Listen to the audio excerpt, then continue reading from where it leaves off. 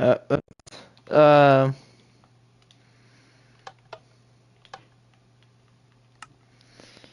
please tell me it's at a. Huh. Ambient.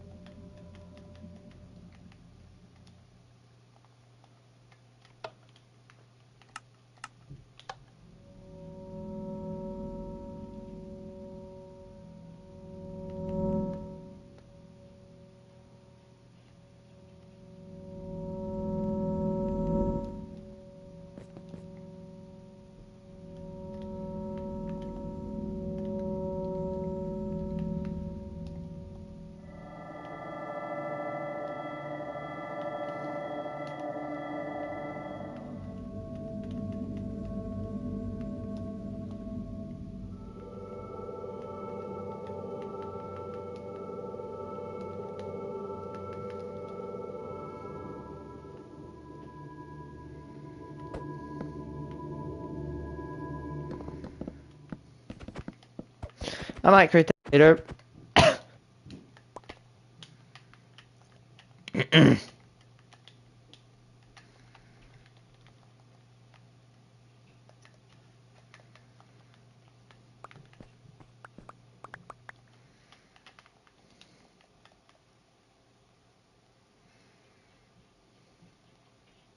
Alright. So I guess we're gonna work on. I'm gonna work on this. Yukon. I'm sorry, he's kind of a turd blossom. I might work on that another time. Anyway.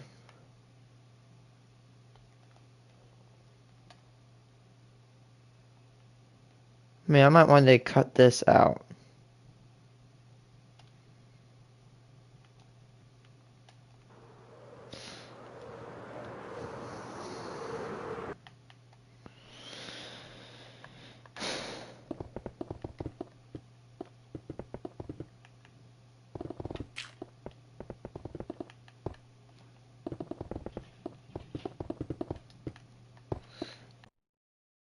You wanna watch a video?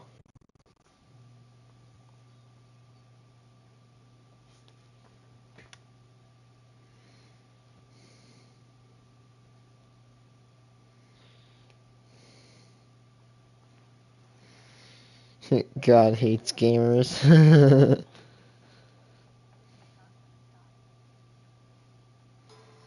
It's a video about penguins in Cherokee.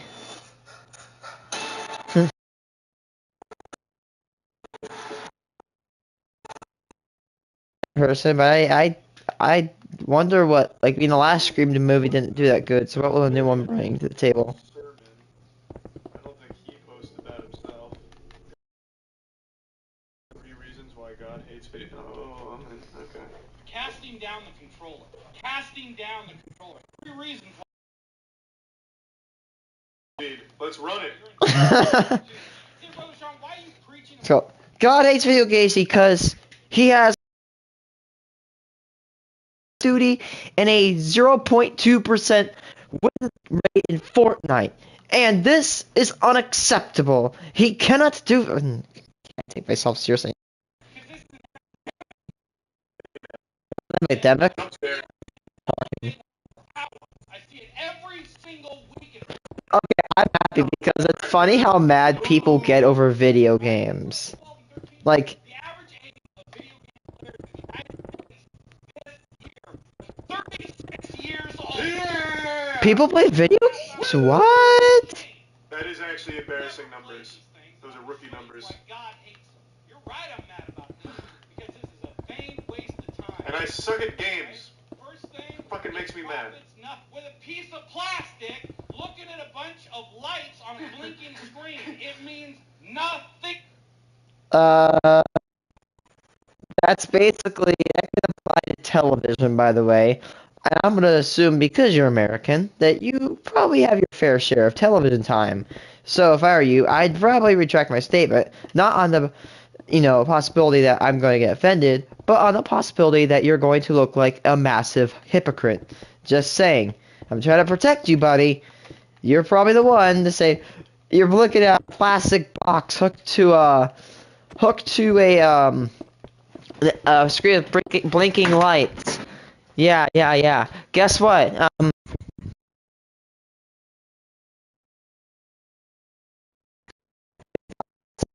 But can you tell me what this is? You know, it's called a TV thing where you just the yeah. I mean, if you're a gamer and well, you're you're gonna literally ass blasted by hell. I mean, if in this guy's eyes, that's funny. People, he gets so mad. Yeah! This man played Overwatch one time and got a bad teammate. I agree. That's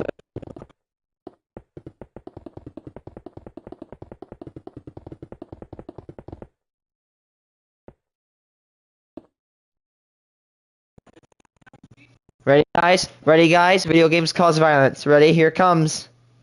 Are they saying edifying words? No, they're not. Yeah? Fuck yeah, they are. They're vile. They're Yeah! You know, it says the fruit of the righteous. He pre-ordered is life, Anthem. and he that winneth souls is life. We need to That'll get out do there it. and win souls. I mean, if a foolish thought's a sin, Mm-hmm. what do you think Cain thought? Ugh, Super Sin. Something Turbo that Sin. all day long for hours, for 6.5 hours a day is. Okay? It's a sin. It's horrible. God hates I mean, a lot of things are vain, though, like this suit. You don't need to be wearing a suit. So it is really annoying when these people start to twist the word of God into something they think accepts them. It's really awful. Just saying. Because there is a massive chance. I hate gamers. By the way, here's what I don't get. Okay, I'm a little bit of some weird things, but the people that like go out on Christianity, right? Like hear me out, please.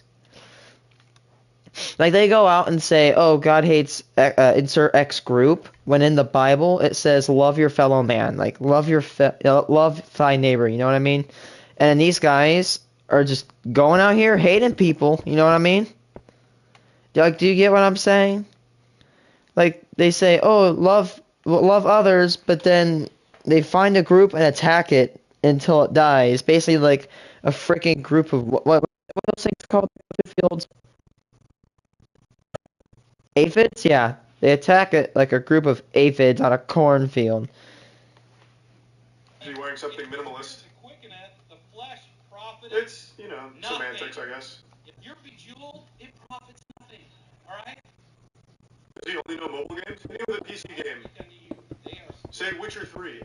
The gift stuff large Why enough. don't you delete all those video games off your phone and take your Xbox and toss it out the window? I can't do that because I don't play an Xbox. I have one, but I don't play There's it. nothing on the Xbox worth keeping right now. That was a fact. 90% of popular video games are violent. No! Whoa! You think God likes violence? No, he doesn't. Whoa, well, 90% of games there's a Whoa! lot of history that would say otherwise. What? Taking that one. 95% of video games are violent? You know, you're simulating shedding innocent blood versus real.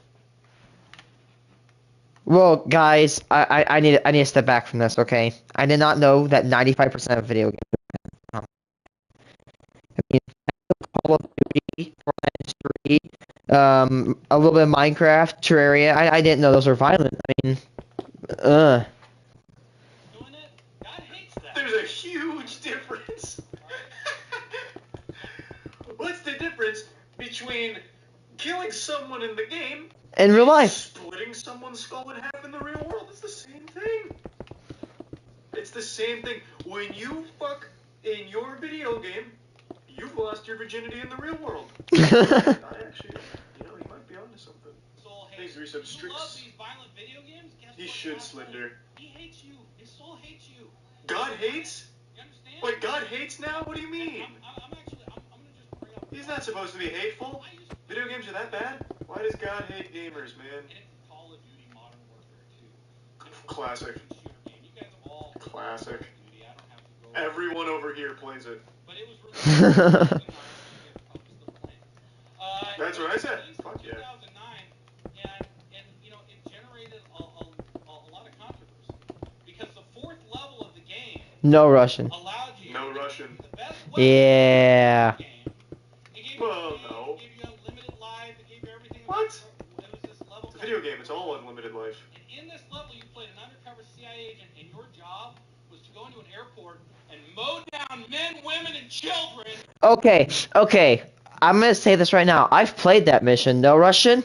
Before you play the game, it says, warning, there are acts of terrorism in this game. If you do not like that, please click I don't like this, and you can skip it. It says that. I've played the game before. I went to Game Club, and I played it when I was bored once. And yes, there was No Russian. I played through No Russian. I got through all of it. And that's probably one of the most effed up things in a video game I've ever seen. But if you do not like that, do not play it. The game warns you that if you do not like terrorism, you should not play No Russian. And it's true. If you cannot terrorism, do not play No Russian. That's all I will say. It is the most evil video game quest I will say. But I kind of think it's a good quest. For this reason, I'm about to say it really opens up your eyes to how evil and twisted terrorism really is. Like, it really gets you aware. Like, it's not just random people. No, it's like people that have families and stuff. Like, it really opens your eyes to how evil it really is as an action. Anyway, I'm gonna keep going. Or pleading for their lives. That The fourth level of the game. And that was pretty wild. People opted out of that level. None of them did.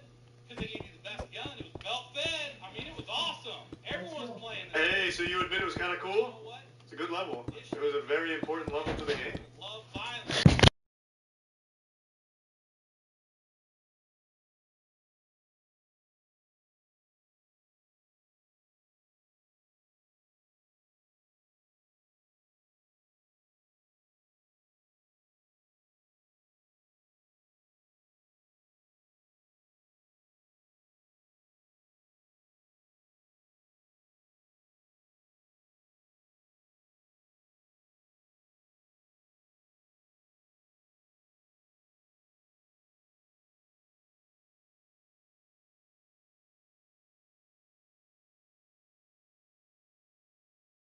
Children that are pleading for their lives. Yeah, no kidding. How are you going to train people? It's not like his hands are clean here. En masse without even thinking about it. What? It's not Oh, okay. No Russian is what's fictional. Are you really gonna cry and complain about fictional lives? Are you okay, Skeeter? Skeeter, hi, come here. Don't be scared, little one. Come here, girl. Come on. Don't get in my room. Do not get in my room. Do not get in my.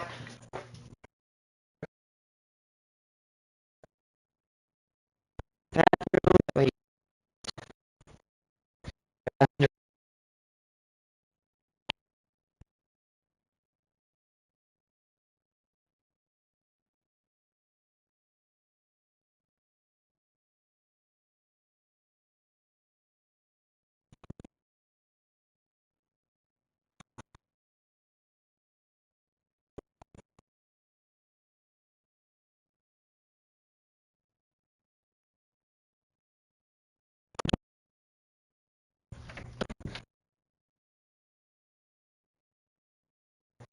Hi, come here. Come here, girl. Come here. Show the stream what you look like. Come here. Sky. Sky. Come here. Oh, look at you. No, there's nothing in that. Nothing in that. Come here. Come here, Skeeter. No, do not eat that shit. Name. I want to eat that because that's gonna hurt like a bitch. Come here. Come here, Skeeter. Come on. Sky. Don't go under there. You can't fit. She's bearing that shit in my apartment. Watching the Juliewood movies. What is Why that? would we support Juliewood video games? What the fuck does that mean? Activision, the largest video game producer owned by a Jew. Oh my god. Population. Oh my.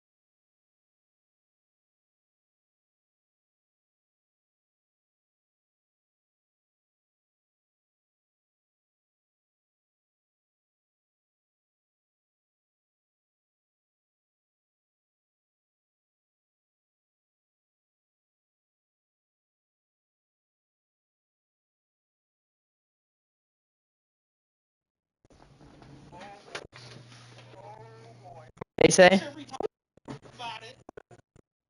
Watching the Juliewood movies. What is Why that? would we support Juliewood? The largest video game producer owned by a Jew.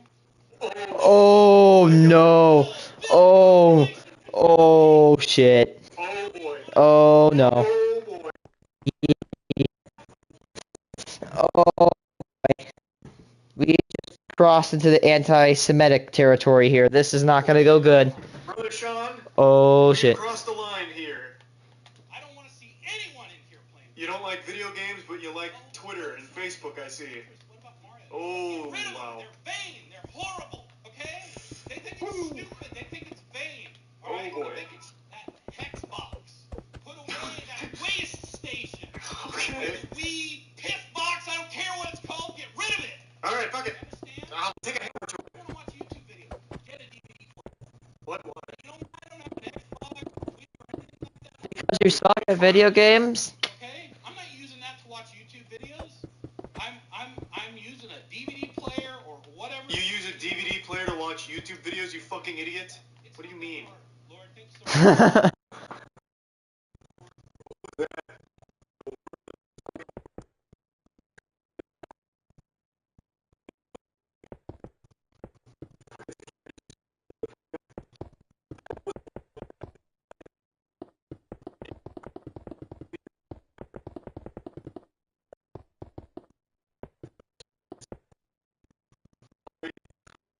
Didn't see that. Bring up Bill Gates to population control. Yeah.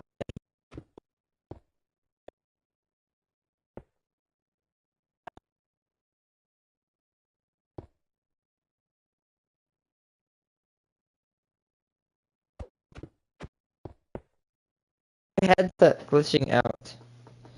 God doesn't like female gamers. Is easy integration with our websites, easy interface for our customers to be able to take the order. I'll tell you right now, I love that title. A 2-hour documentary. You know what all these atheists have in common? And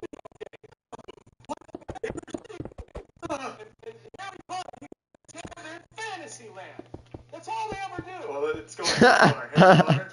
Stay mad, bitch. Oh, you're crazy, Brother Powell, for believing in a creator. Oh, you're insane. No, you're crazy. And you need to get off the video game system, and somebody needs to preach Christ. And so they can be stinking video games. You're mad. You're mad. You're mad. You're mad. You're mad. You're mad. You're mad. Mad. Mad. Mad. Mad. Mad. Mad. Mad. Video games? Wait a minute, how many video game lectures are there? Skillet exposed.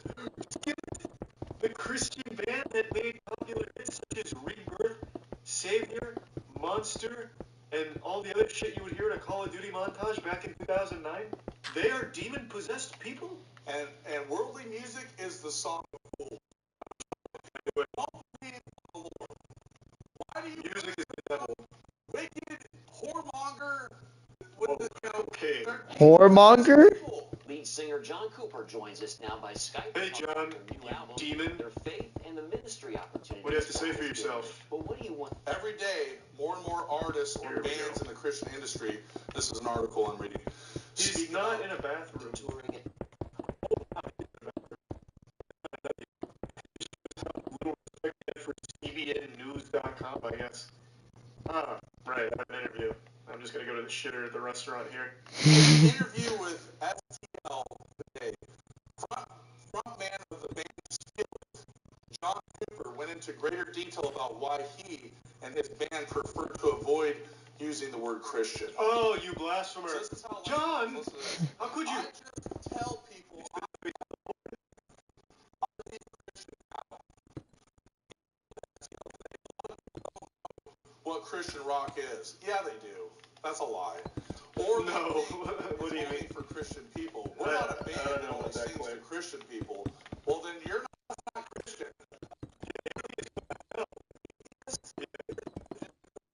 Sorry. Killing him in the Put all the streets. Jesus out there you want, but it's not Christian. I think it was last night. Sherry's like, "What are you listening to?" I'm like, "Garbage," and I turned it off. The song was totally. Yeah, I'd rather listen to the same I fucking don't three even remember songs what the name at of the song church on was, but repeat. I'm glad it's not like stuck.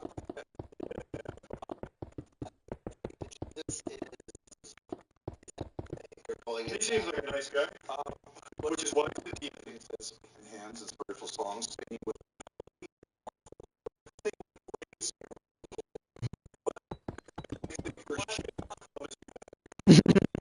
Probably sounds like a guy being pushed through a trombone.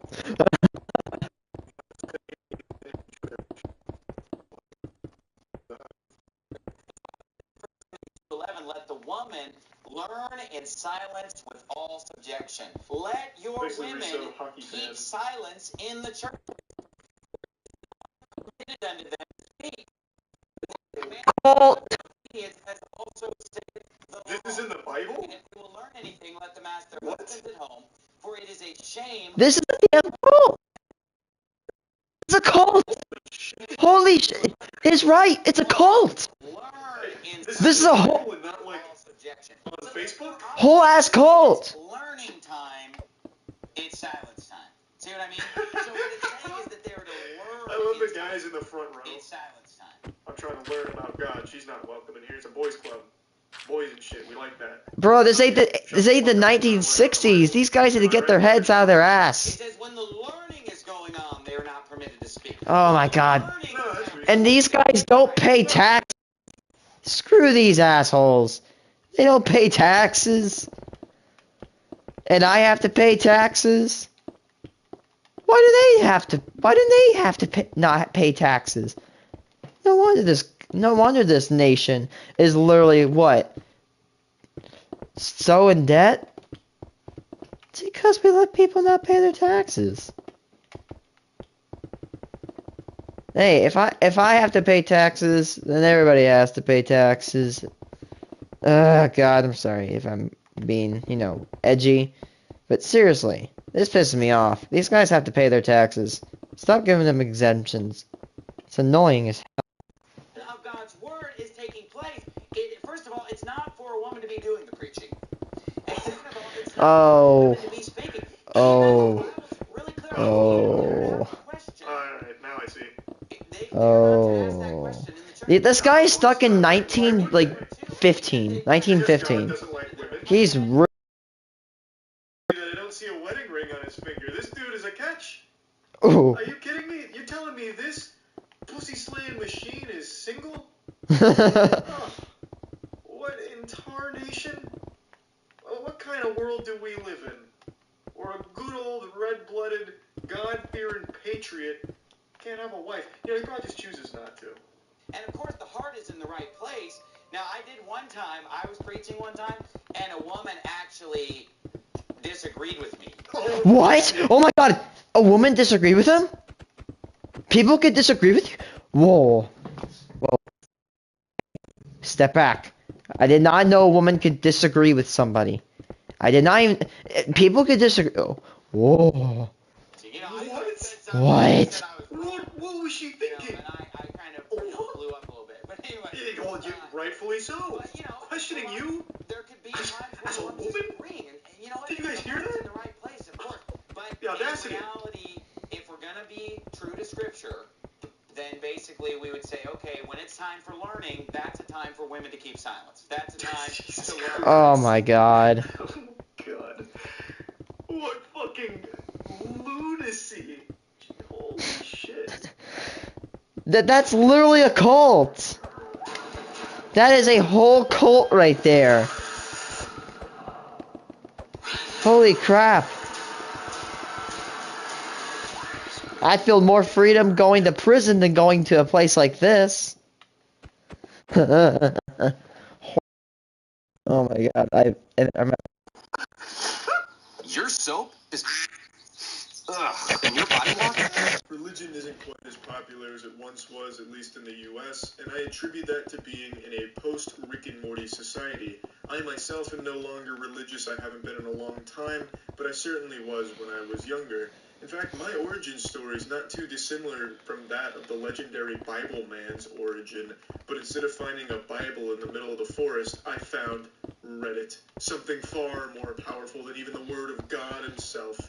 But anyway, I have nothing but respect for people that are religious. What I don't have respect for is those Christian cult leaders that justify having 5 private airplanes that they take from people's donations to the church. Yeah, I get him. Brings them closer to God and away from all the sin in the sky of a public airplane so they can be alone and jerk off closer to the Lord, which gets them closer to heaven.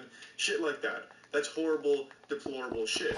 And I also have no respect for the Christian cult leader Doyle Davidson, who I'm about to show you.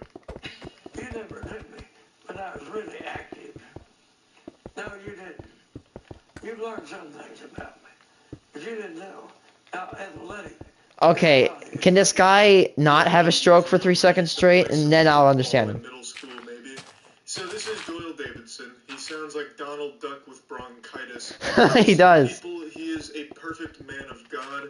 However, you're going to see a very dark side of him. In fact, if you YouTube Doyle Davidson, all you find is a dark side of this fucking lunatic. And that. I know it has lots of speed to it because I've tried that Has a lot out. of what? Well, it has a lot of speed Like to that? it. Yes. Jesus Christ, Doyle, calm down there. Nearly tore a hole in the space-time continuum with that kind of blistering speed. But yeah, the Christian Barry Allen over here demonstrates just a small fragment of his power. I also would like to question his fashion here. His clothes are significantly bigger than he is. He looks like a child No kidding. trying on his father's suits. Nothing is fitting him. It's like everything is just filled with air instead of meat. We have tried to outrun, outjump, squirm out of your way and have not been able to. Why were you trying to squirm away from me? Yeah, What? this is genuinely sad to hear. Not exactly what you'd expect from going to a Sunday service here. This seems like just a cry for help, like, please, we're trying to get the fuck away from Doyle Davidson. Doyle Davidson looks and sounds like the kind of alcoholic man to get up at like 2 a.m. and force his family to pray at gunpoint. What? Come on, tell her the truth. Tell it. I don't know what he's saying. He sounds drunk. Don't you mess with me, woman. Why was you trying to squirm away with me? Oh, who knows? He sounds like Banjo-Kazooie's voice acting. Just a series of fucking incomprehensible noises coming from this man's crackly old dusty throat. I swear to God, his whole voice sounds like if you could make a fart talk, like the alphabet. If you could do that, but with your asshole. That's what his fucking voice reminds me of. And I honestly feel like I'm a 911 operator listening to an emergency phone call from his wife. This is just so fucking sad and uncomfortable. Stop there now. Come on. I wasn't trying to rape you. Yeah, fucking tone changes real quick across the audience with some giggles of confusion and nervous laughter. Now it's just straight up silence. like when your family members start arguing at the Thanksgiving dinner table, except normally your family members aren't arguing about rape, I imagine. Oh. And I gotta say, nothing makes people believe you're a rapist more than when you say, I wasn't trying to rape you. That's not exactly the best defense. Oh, so this guy's a total piece of shit. Got it. In this instance, it comes out of genuinely nowhere. It just sounds like that topic's always on his mind. Like every conversation with Doyle is going to lead to him defending himself from rape accusations that you never made. I mean, he's just fucking checking out at the grocery store. That'll be $8. Jesus Christ, I fucking told you I'm not a rapist. But to be fair, he's addressing what everyone else is thinking. His wife's talking about squirming away multiple times. It sounds like... Dude, that's scary. No. All right, make it play, because the witches and the wizards think that's what I am. I see what you're Well, saying. I'm not. No. Never have been. Right? Yeah, nothing says I'm not a rapist like bringing up wizards and witches and screaming in your wife's face in front of your entire church and on television. Sounds like the behavior of a very sane, non-rapey man. To be honest, I don't even know where witches and wizards come into this. I didn't even know witches and wizards still had a council in existence, let alone throwing around rape accusations. I figured if witches and wizards did exist, they'd be more interested in dabbling in the mystical arts, not tossing around accusations against Doyle Davidson in the middle of butt plug nowhere. But, you know, I don't know witches and wizards all that well. The only experience I have is from watching Harry Potter, I suppose. You were trying to run away from God, and I wouldn't let you run. Right? Right. Now, Dude, that's... more honest. Yeah, there's the grand finale. I don't understand what he means you're going to be more honest. She didn't really say anything except about his speed and trying to get away from him, which sounds about as honest as anyone could ever be. She never accused him of anything. He's the one who immediately jumped to rape and then tries to spin it as, I wasn't raping you, I was bringing you back into God's light. It wasn't me raping you, it was God raping you. You tried to get away from religion, and I wasn't going to let that happen. Which still sounds fucking awful. I don't know a whole lot about Doyle Davidson aside from his legendary speed that's unmatched in the known universe, but what I do know is that he's a big piece of shit just from the way he's conducting himself here and the other videos on YouTube. He's just outright assaulting and attacking his wife verbally in front of his entire church, and it seems like his wife really wants to get away from him, but she feels she's unable to. She's even on the verge of tears from the sound of her voice at the end by just going with his assault, just saying yes, yes, agreeing with everything, just to get away from this wrath that he's unleashing for no fucking reason. He comes across as an unstable lunatic who may or may not be abusing his wife. It's despicable, gross shit. And what's even grosser is people genuinely follow this man. They actually believe everything he says and follow his example, which leads to more people doing this disgusting shit. But yeah, anyway, that's about it. See ya.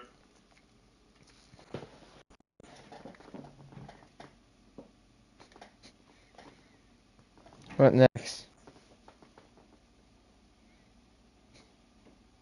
Airport Karen. Stitch Fix. Get pieces that fit you in 3 easy steps. Oh yeah, some love Style Karens. and size. We learn what you like and deliver looks that match your vibe and fit your build. Keep what you love and send. Last year I made a lot of videos about Karens, those wild and wacky women that would go out in public and cause a big ruckus over nothing. While most of those women were postmenopausal, I was able to latch onto their titties and milk them a little bit for some content, but unfortunately that well began to run dry. Not that the Karens became an endangered species or self-aware enough to stop doing their stupid shit in public, it's just I lost interest in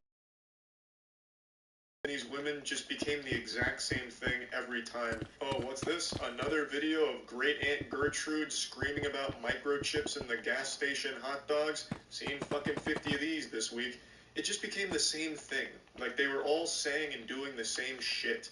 It reminds me of, like, in a Madden video game where if you look into the stands, you just see the same fucking NPC spectators looking on and cheering.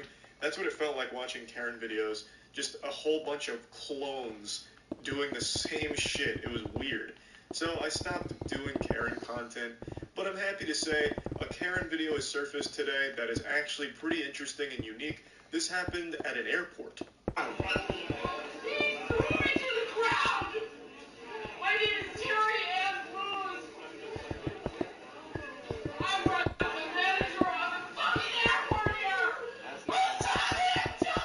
This lady is fuming. She's so mad she just did a full scat man. Just hit him with a skibbity poop butt. Like, I don't know what the fuck she was saying. Who's got it? It's like some gibberish Adam Sandler would have said in SNL back in the 90s as a joke. But she just couldn't get the words out because she's so fucking angry and heated over something that happened off camera. You'll learn about what happened here in a minute. But I also love the way she announces herself like it's a WWE entrance. My name's Terry Ann Woos, and I'm here at SmackDown versus Raw 25 to let fucking Hulkmania run wild, brother, at this airport. Let's fucking go. Who saw him choke me to the ground? Who saw me? I saw you run through the door when you weren't supposed to. He choked me to the ground. You deserve I'm pretty sure you're mistaken. Boo-hoo. Boo-hoo. Boo-hoo. You fuck off. Excuse me? I want the manager of the airport here. Lot to unpack here. This is the most stereotypical Karen I think you could possibly envision, from the outfit to the statements she makes. She wants the manager of the airport. What are you expecting? Fucking JJ the jet plane to come in here and troubleshoot for you and ask what's going on? Who do you think the manager of the airport is? It's not fucking Starbucks, like, you're not going to be able to strong arm your way to speaking to the airport manager. The delusion of these kind of Karens where they think they're always in the right and no matter what, well, they'll go from, like, victim to absolute evil supervillain in a second. She tries to, like, rally the people behind her. Who saw who saw him push me to the ground? Who saw it? Let's rise up, gamers. Who saw it? And then the crowd's just like, it was your fucking fault. You charged into a restricted area and got tackled for it. You brought this upon you. And then people get mad at her like, you deserve it. Fuck you. Boo-hoo. And she's like, oh, god damn it. No, fuck all of you. Who saw it? We saw it. It's your fault. No, shut up. You didn't see anything. It's extremely hard for the TSA under any circumstances. I don't think in the entire history of the TSA they've ever been viewed positively by anybody. But in this video, they're the clear good guys here. They did that airport a justice by getting her away. So, fuck yeah, I guess.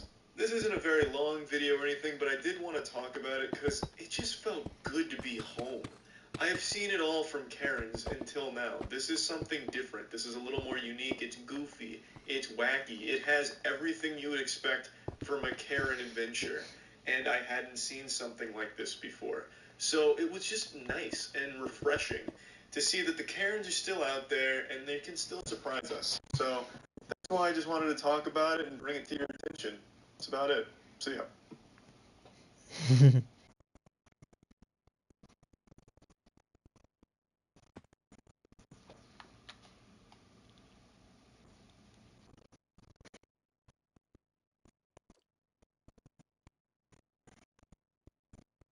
Invest in your coins. 1806. $1. What was that? I didn't know what that was.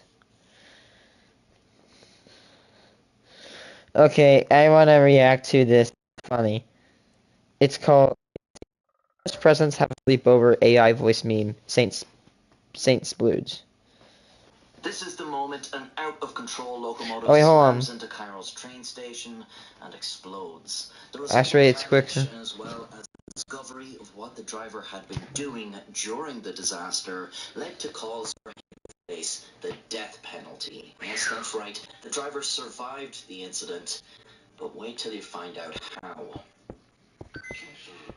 Last moments. I love last Ramses moments. Station is the main railway station in Egypt's capital city, Cairo. You would think then that it would be a fairly safe and reliable place for travellers to board the railway, but Egypt has long been plagued with accusations that its railway system is poorly managed, poorly maintained, and ultimately unsafe. Official figures show there were 1,793 train accidents in Egypt in just 1 year, 2017. That year saw 2 passenger trains colliding, which resulted in the deaths of 43 people.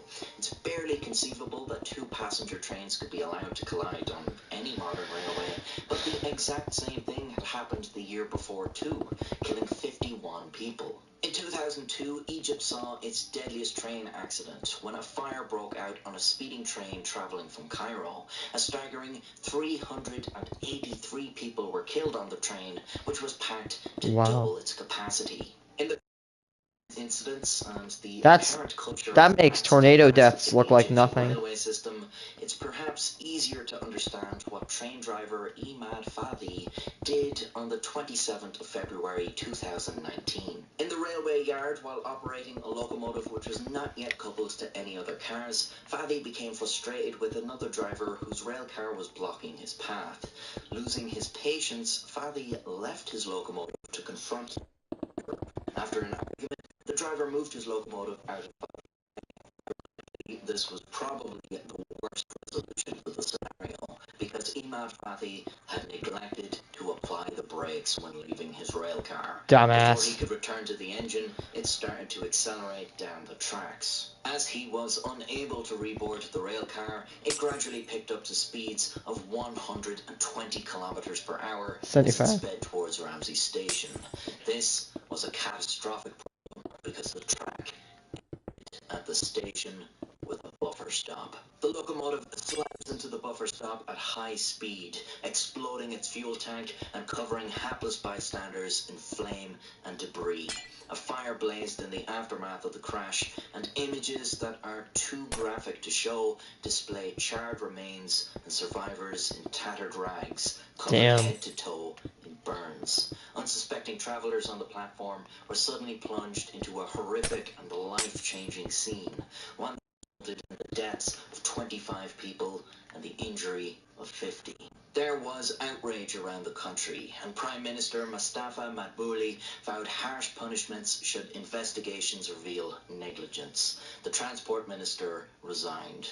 The Public Prosecutor's Office referred 14 suspects, including Imad Fadi and the driver who had blocked his path, to urgent trial, with charges of manslaughter and gross negligence. The suspects were charged with violating safety and operational procedures. For instance, one suspect pleaded guilty to fraud for signing attendance sheets on the behalf of absent colleagues at the behest of his line managers. Another was found guilty of drug use. Egyptian Member of Parliament What a shit show. Fakri publicly called for the execution of those responsible and announced he had formally submitted a proposal to Parliament that Maybe it's going too far, but I think they should be in prison and they should be forced to pay off their debts. They should be forced to pay that money back. 5.8 million Egyptian pounds. The driver he had argued with since the Egypt has still had a number of deadly train accidents, including yet another double passenger train collision in 2021 that resulted in 18 deaths. The same year, another passenger train derailed and killed 23.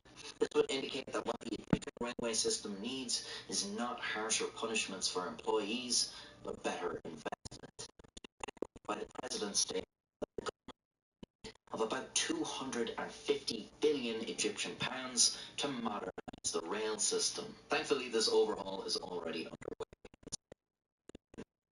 I hope you get it back, This man. means that Egypt can hopefully expect to avoid any tragic accidents. I really hope you get it back. Disaster in the future.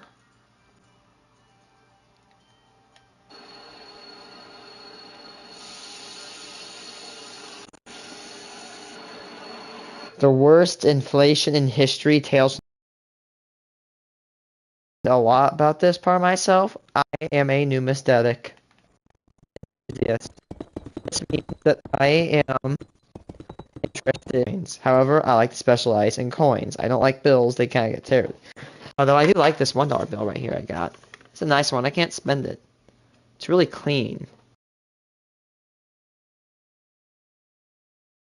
Very well defined. Need to frame that bill. But but I'm very used to inflation. Let's see the one. Maybe you've seen this banknote before. It's 100 trillion Zimbabwean dollars and was printed during a period of extreme hyperinflation in Zimbabwe in the mid to late 2000s.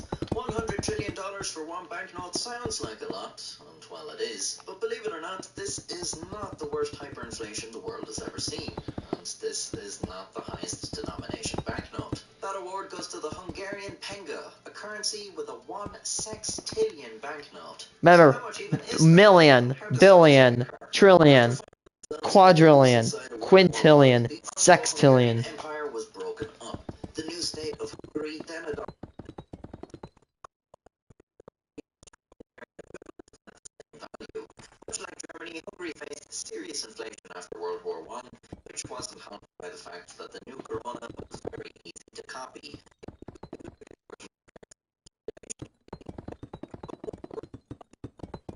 Corona was valued at US dollar.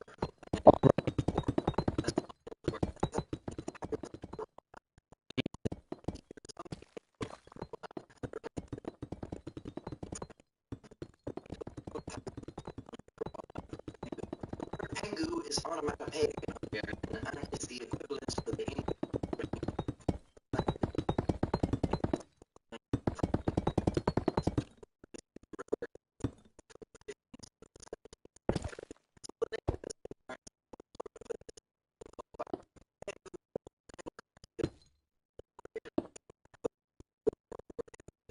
Really bad.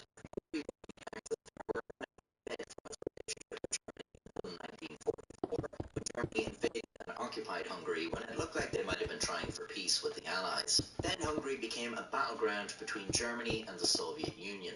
The country was devastated. Around 90% of its industrial facilities were damaged and goods production suffered greatly. Most of its rail lines and locomotives were destroyed, so transportation was also crippled. With supply severely disrupted, prices skyrocketed, and this only continued after the war.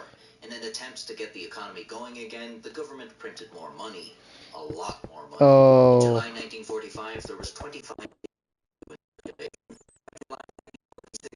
47 septillion. Wow, that is bad. Trillion, or 24 zeros. A single US dollar was worth 460 septillion. That's already too bad. Compared to just 5 the height of the inflation, prices were rising at a rate of 150.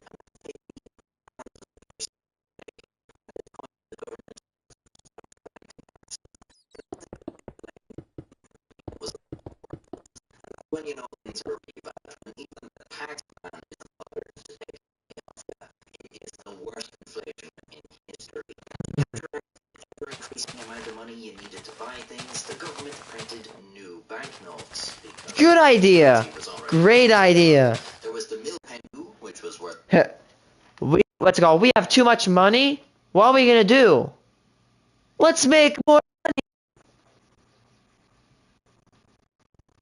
That's a good idea. What's it called? There's a lot of COVID patients. How do we fix that? We spread COVID like no. You have too much money. Burn some of it. That's how you fix it. Burn it. 1 million pengu, and the Bill Pengu, which was worth 1 trillion pengu. But soon enough, even these were worthless, and they were printing 100 million Bill Pengu. Bruh. Yep, 100 million trillion banknotes. What a waste of paper, dog. Quintillion, or 20 zeros. They also printed a 1 billion Bill Pengu note, although it never entered circulation. At 1 billion trillion pengu, or 1 sextillion, that's 21 zeros, it remains the highest denomination banknote. I gotta have. It was worth about 12 cents. Hilarious until you spare a thought for the people who have to live under Feel workers. I mean, if prices are increasing 150,000% per day, by the time you leave work, you can buy less than you could when you clocked in, and it costs literally billions for a loaf of bread. At this point, the pengu was well beyond saving. I'm no economist, but I'm pretty sure if you have a banknote ending with illion, it's over. That currency is not coming back. Like, you probably shouldn't even bother printing that. That banknote is the monetary equivalent of a skullet. Like, just let it go, man. It's over.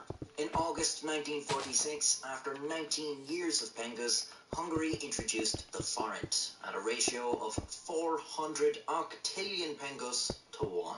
That's 400 billion, or 29 zeros. So if you had that, congratulations, you're now the proud owner of 1 forint. And would you believe it, they still use the forint to this day. So it took them a few tries, but they got there in the end. As a member of the European Union, Hungary may eventually replace the forint with the euro.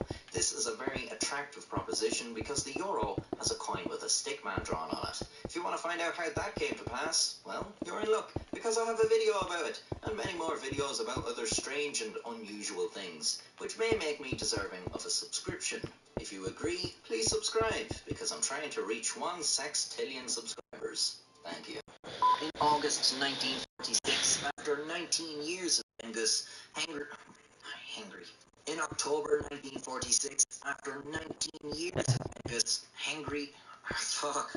But soon enough, even these were worthless, and they were printing 100 million Bilpengo banknotes.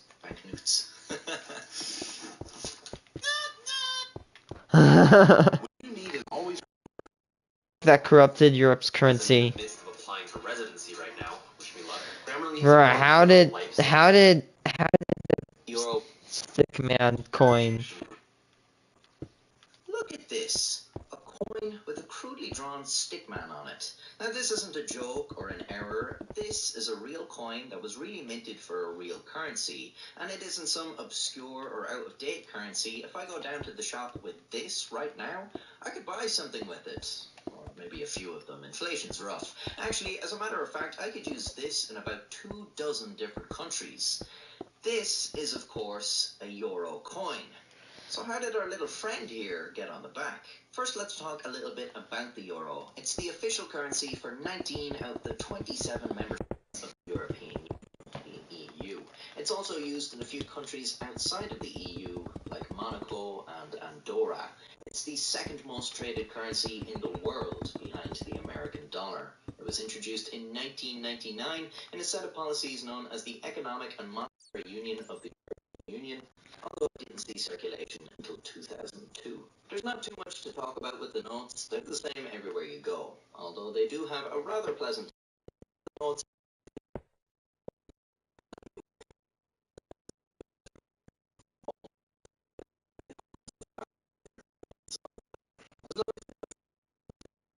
That ensure the coins are still instantly recognizable. They can put their own design on the back. Here in Ireland, you'll see a harp on the back of most coins. Actually, we put a harp on every value of coin, in comparison to, for example, Italy, who have the Vitruvian Man on the back of their €1 coin, but not the other coins. There are also plenty of commemorative designs with limited runs, so the backs of these coins are pretty varied, but they're still instantly recognizable. It doesn't matter what country I go to and what crazy stuff they're putting on the coins. Look at this one I have with a knight on the back. Even if I don't know what country this came from, I still know it's a 20-cent coin. You just take one look at these coins and boom, all you see is a big number. You instantly know how much you have. This is a problem I had with my change in America. I know I get it. Yep, I'll agree with that.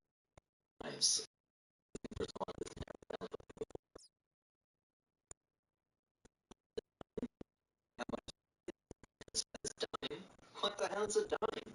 Well, it's much smaller than all the other coins. So I guess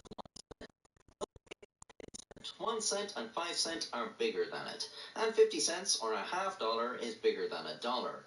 Well, I'll have to forgive that last one, because our 50 cent is bigger than the euro too, annoyingly. Can anyone get this right? Well, certainly not the British with their pounds. 1 penny is bigger than 5 pence, 10 pence is bigger than 20 pence on a full pound, and 2 pence is bigger than all of them, except 50 pence and 2 pounds. At least if you arrange the coins, the backs of them make up the royal coat of arms, although I think the concept here is a lot cooler than the execution. It doesn't really look like one cohesive image altogether, and it does mean some of the individual coins don't look right. I mean, just look at the 20 pence by itself. It's just a line's arse. Well, that's enough about what makes the euro good. Let's get to what makes it great.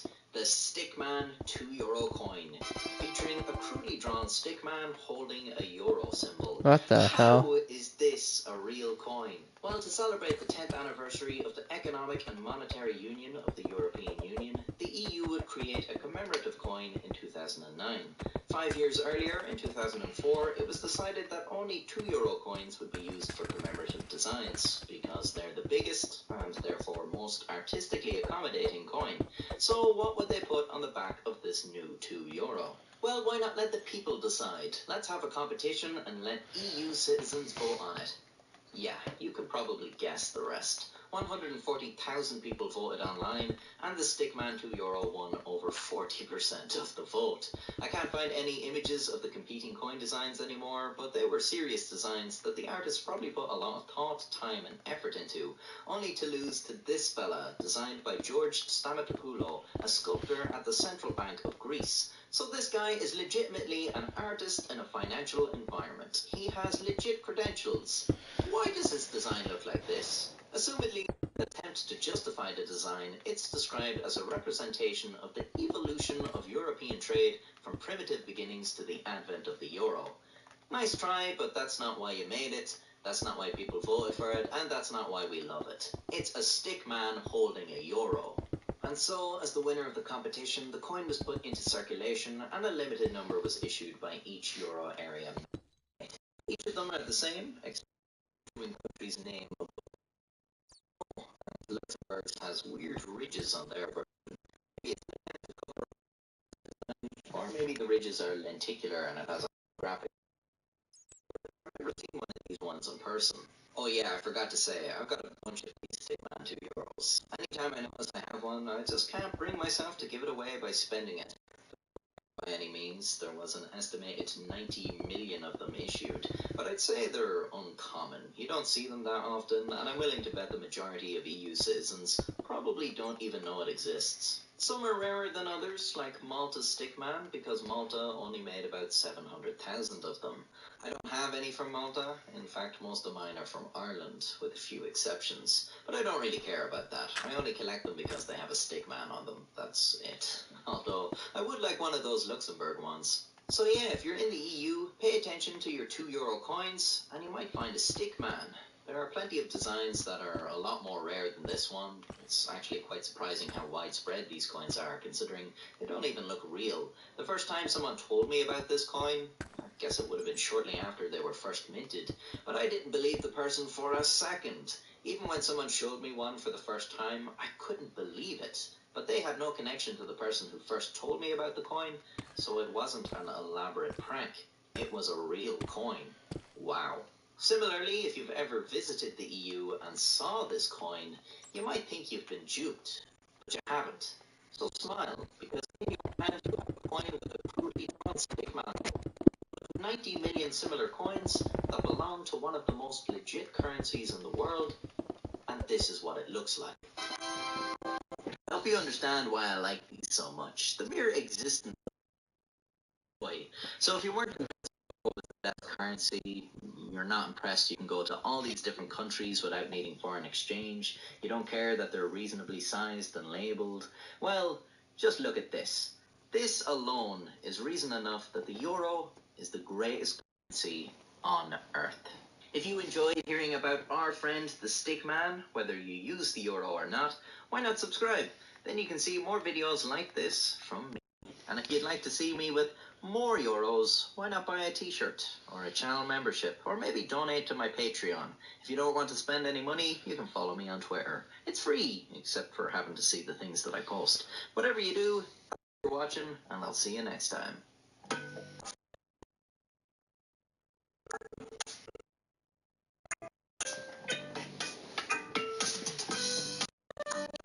Disney's worst ride. Social media and marketplace integrations. History of Disney's worst attraction ever. Superstar. Defunct Land. I don't know that one. Oh, because it's California. Yeah, I never rode this. The big cheese. I wish I was the big cheese. This is the big cheese. Oh my God! Mickey! Well, I want to give you a personal tour of Disney's California. If Disneyland isn't expensive, then they're breaking California's laws because California is just expensive in and of itself. Sounds good, monkey. It isn't. And the one CEO who just couldn't. Michael Eisner. That guy screwed up a lot. So is Michael Eisner like the worst CEO of Disney ever? Like, this guy seems to fucking suck. Mhm. He can't get anything right. 2 years later, in 1984, he was Take it easy, Queen. clear that despite Epcot's success, Disney as a company was not doing well. A string of box office failures from their studio and big budget projects for the parks had brought Disney to the lowest point in the company's history. The fuck is and many Splash? feared a takeover. In a bold move by the company, wait. CEO and President Ron Vince by the company. Is this the, Yeah, hey, wait, I know Splash.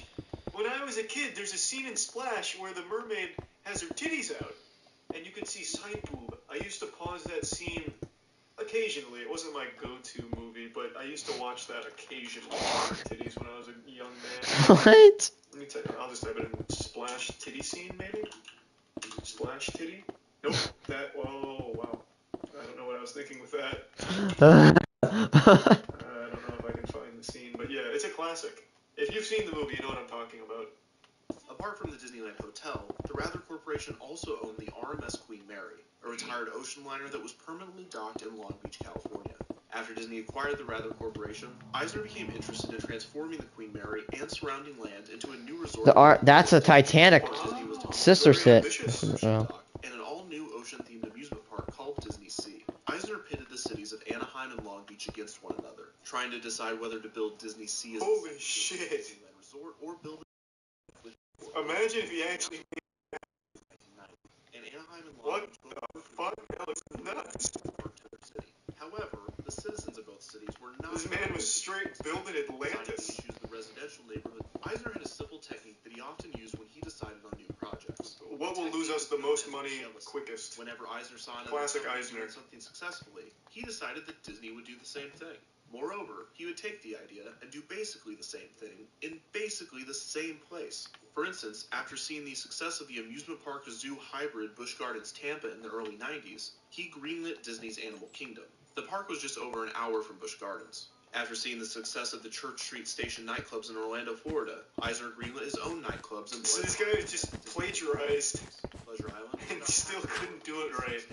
So when Westcott was canceled and Disney returned to the fucking Eisner, it wouldn't be long until, since the Disneyland Resort at the time provided his whole career was just copying homework badly. Go explore the other. This concept would develop into the plans for California Adventure, a California-themed theme park to be located in the already California-themed California. Concept art for the park was released in. Who cares about California that much? If you want to experience California, just go outside in California. Soaring above in the Hollywood section of the park. There was to be Who needs a fucking tribute to California? What the fuck? A restaurant at the Los Angeles International Airport, which was being renovated by Walt Disney Imagineering around the time the California Adventure was in development. This was to be the show building to one of California Adventure's. Oh my god, this word is losing meaning. I've heard it so many fucking times. A high-speed dark ride. Eisner proposed to Californiaception, California in California Adventures, California. It would be greeted by Michael Eisner. For instance, guests would fly past the famous Tale of the Pup. Thanks, Valentine. We actually watched all the Chains of Rhinestones, creating sounds of flatulence. But as guests turned the corner, it would become clear that this was actually Elvis Presley squirting mustard onto a hot dog. The ride ended with guests reaching the Chinese theater, only to have Eisner tell them that he would have to cancel the contract because they had been caught by the paparazzi. Then, a picture taken of guests while on the ride would be shown, cropped into a tabloid reporting on their limo chase. After this, guests would exit the red carpet into the Chinese theater, which was the gift shop and exit to the attraction, where fake Oscars, on-ride photos, and t-shirts would have been sold. The original concept of Superstar Limo was nothing groundbreaking, but it seemed that it would have been a fun dark ride that would have fit perfectly in the Hollywood section of the park. However, the mid-90s version of the attraction would not be the one the guests experienced when the park opened. And this time, it wasn't Eisner's fault. I can't even believe that. I paid him to say that. It's Eisner's fault. Oh shit. Oh. For paparazzi when he lost control of the wheel. The tragedy captured the attention of the entire world, who grieved the death of the princess and the other passengers. As for Eisner and his team, they now had a big problem. Superstar Limo could no longer be a high-speed paparazzi chase. Yeah. It would now seem that it was some Yeah. kind of twisted reference to the tragedy. The Imagineers scrambled. Eisner got fucked on that one. Cloning it. Unfortunately, if their job was to please the boss, they had done it a little too well. Eisner, who had been in the entertainment industry for decades, adored the inside jokes and Hollywood gags. Jesus Christ, Eisner. He lit the new, terrible version of the attraction. Imagineering, most likely baffled at what they now had to do, did their best to make the attraction work. This art style was Here's also a puppy used with lover. the ride itself. The only three-dimensional animated figures would be that of celebrities. But due to the lack of... Oh, hey! Celebrities Who was that, like Jared this Fogle? Who the fuck just popped out there? Disney Company already had contracts with. Also, these were not animatronics, but barely animated figures with minimal, unconvincing movement. At some point, Who's that? realized That's the ride Regis? was going to be bad. The retooled ride opened with California Adventure on February 8th, 2001. So was it as bad as they thought it would be? Yes. Yes, it was. I want to see it. Let's fucking ride it, baby. Get me on there with a GoPro. Let's go. The inside jokes to California and the entertainment industry would begin with a female announcer giving instructions to arriving passengers. Try not to fall asleep on the ride. That's the only rule. Oh, hey, that was the only rule. Fuck yeah. Good guess. A genius. Entertainment news report. After guests winded their way through the queue, they would approach the ground transportation section of the airport and board their limo. A sparkly, purple, cartoonish limo. Hey, that looks pretty cool if you ask me. And tells them to enjoy their premiere. As a solid whip. Sent on their way into their Just fucking drifting around corners. An announcer tells them to keep their hands, feet, and egos in the limo at Oh all times. god. Ha! The limo enters a dark tunnel. Hey, don't be mean to the ride. What the fuck? It's not their fault. They didn't want to do it. The next show scene is the Sunset Pretty cool. Strip. Here, guests get to see Tim Allen and Jackie Chan. Tim Allen! And Jackie Chan, yeah! Guests are shown an on-ride photo of themselves before entering the final tunnel, where their agent tells them that they are a superstar. And that was Superstar Limo. Hookins. I don't know why he called it the worst attraction ever. That shit looked fucking awesome. Here we go. Now this is not a scary fast ride, right? No. This is just like a... You don't get it. You can't just experience it with a video. You have to be in there and feel the hydraulics and the adrenaline of like being in the car as it slowly drives through. It's not the same with just the video. Okay. Jesus, he in sync. Woo, let's fucking get it. Hold your breath now. Whoa! Look at how much fun Drew's having.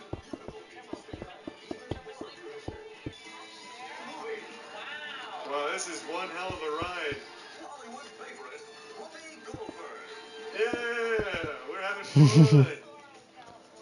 There might be no better way to illustrate the reaction the public had to the ride than the on-ride photos. It is no surprise that the ride was received negatively, with guests complaining Can't that imagine they why. waited a half hour to ride the cheap pop-up book. Superstar Limo was not the only issue. California Adventure as a whole was berated by the general public and critics alike. But overall, the lines were so short at times out here. I thought it was closed.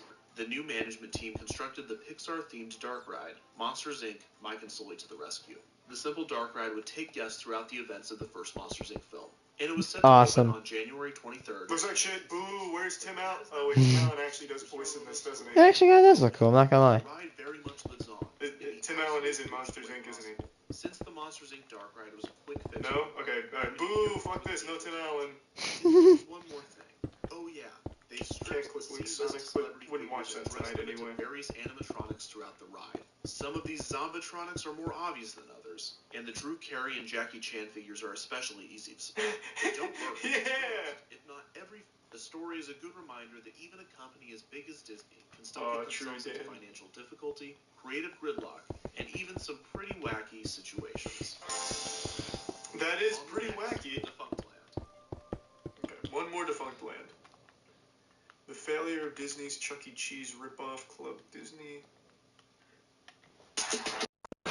Yes, Club this rip club thing.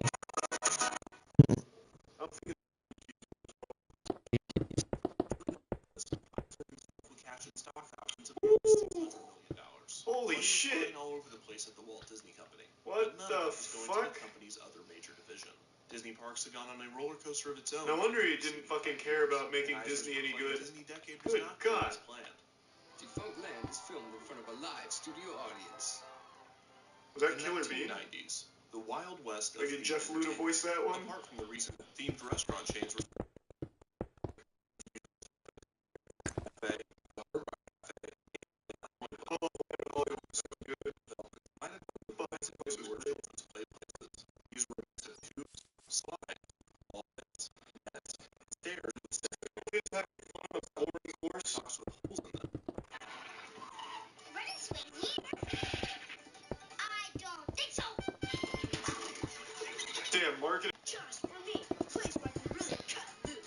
Fuck is DZ? D's nuts or something like that? Discovery. Oh. Opening 39 more locations until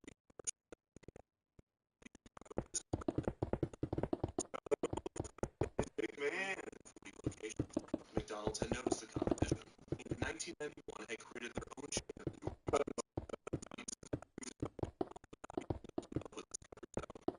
of all 48 leaps and bounds locations to the company in 1994. Blockbuster Video, 1% and would assume control of the company in 1995. And 13 fun centers, along with the Discovery Zone name and logo, were purchased by the company's main competitor, a powerful rat. Oh, shit. Oh, God, jeez.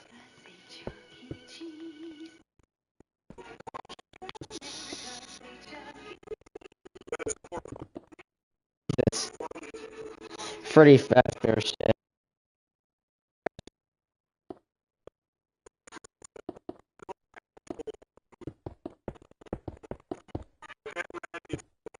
Methed out.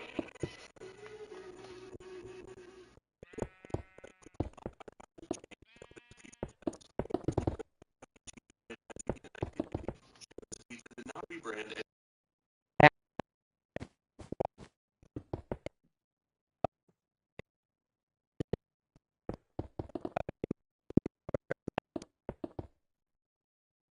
What? Yeah, you know what I want to associate with my food? A damn rat. You know, a disease-carrying rodent that, you know, is careless and that likes to infect your food with herpes or something. Who cares? You know, that's what I want with my food. Yeah. Restaurants, and the two chains would eventually be merged in 1990, with Showbiz Pizza Time Incorporated choosing to go all in on the Chuck E. Cheese brand, abandoning Showbiz Pizza's animatronic band, the Rocket Fire Explosion, in the process. Throughout all the damn, Showbiz is going in on the technology there. Those animatronics look smooth. In 1992. It was around this time that the Walt Disney Company took note of the success of these companies. While they might have been late to the game, they fit right in. After all, Discovery Zone had been described as an indoor Disney World, and Chuck E. Cheese's used Disney as a major inspiration during its development. If Disney utilized the same concept, implementing their attention to detail and intellectual properties, they could dominate the new market. And dominate they did. One day, Michael Eisner himself walked in looking to purchase some items for Disney. The fact that the CEO of one of the world's largest corporations was concerned with something as small as furniture was a true testament to Eisner's micromanagement. Levitt and Eisner apparently hit it off, and he was quickly named Director of Corporate Projects and Executive Assistant to Eisner. During his first tenure with Disney, he would also become an executive in charge of... Just because he fucking gave him an over-the-pants hand job at a furniture store? Locations, What? including the Disney Village Marketplace and its Pleasure Island nightclub district. Levitt came up with the idea for an ESPN-themed restaurant to be placed on Pleasure Island. In 1993... Pleasure Island? How did he even convince the board of directors to accept that? I was shopping for furniture, and you gotta meet this guy, Art Levitt. I mean, you're such a nice guy. You gave me like a fucking fist bump and shit. Yeah, I'm gonna put him in charge of our whole company. An area for children under 3 called the Pooh and You Corner, a storybook guide, and a variety of arcade games. Cool name. At some locations, there was a Little Mermaid themed. Alright, I'm just gonna go play in the Pooh and You. Some locations had a magician performing tricks as Merlin, and the cake for the parties was catered by the Cheesecake Factory. A child That's actually nuts. Disney with an adult, and both were given Cheesecake Factory bangs. I mean, that's if you don't know what you want to eat, you go to the Cheesecake Factory and you get a whole fucking dictionary full of pages and pages of shit to eat. In the complex, So many different food items, all 20,000 calories. The head of attendance calculating at the Walt Disney Company estimated that over 10,000 visitors would show up on opening day. And surprise, he was a little off. When Club Disney opened its doors on February 21st, 1997, only 1,000 visitors showed. Oof. No one had learned anything from Euro Disneyland's opening. One sheriff was quoted saying, "We were expecting a lot more people. Maybe because Disney advertised that tens of thousands were going to be here, it's rough away." While reviews were positive, Club Disney was not without its critics. One of the higher-end malls that Club Disney had moved into accused Disney of ignoring the complex's theming standards by implementing their cheesy design. Also, parents complained about the price of admission, especially the necessity for a separate adult ticket, as they were not participating in the club's activities and were required to be there. True. Club Disney It's pretty also scummy. proved that Disney was best off not teaching anything ever. The company was cutting costs across the board, and Club Disney became another casualty of the financial issues. The chain was closed on November 1st, 1999, having never expanded past its original 5 locations. Jesus This Christ. was around the same time Rough. that Discovery Zone ceased its operations, leading many to believe that Exit indoor 5 play is centers were access. just a fad of the Appreciate 90s. it. Thank you for As Chuck E. generosity. Cheese's would prove, there is some longevity to the concept, so long as you innovate or evolve. As for Disney Regional Entertainment, Chuck E. Cheese hasn't fucking evolved. What are you talking about? Yeah, I don't think it has. Fucking weird. ESPN Zone. What a cool place to be. Part gift shop, and part broadcast studio. It was such a hit among sports fans Exit that there 5 were gift sub apparently sucks, points where and the guest 5 gift passes subs dragged random out for start. staying an excessive amount Back-to-back of gift time. subs. The ESPN Zone would also put on the Ultimate Couch Potato Competition, a sitting competition that challenged participants to watch TV without falling asleep or getting up, only allowing a bathroom break every 8 hours. One year, the winner watched TV for 3 straight days. What the fuck? Wait, what? Jesus. No way someone didn't die from deep vein thrombosis. No way. The brand would grow to a total of 9 locations.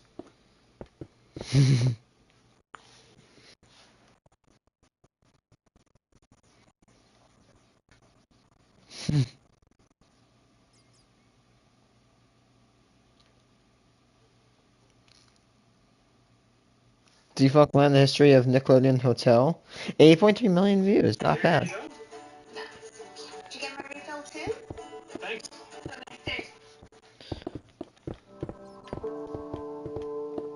How do 0% intro balance transfer credit card? I don't know. In 1999, the children's network Nickelodeon was changed forever with the premiere of a new cartoon series named SpongeBob SquarePants. Nickelodeon had developed many popular TV shows in its 20-year existence, but it had never had a hit like SpongeBob. The show debuted to high ratings, with an audience comparable to Nickelodeon's biggest series at the time, Rugrats. But SpongeBob found massive success in an area that other Nickelodeon shows hadn't: merchandising.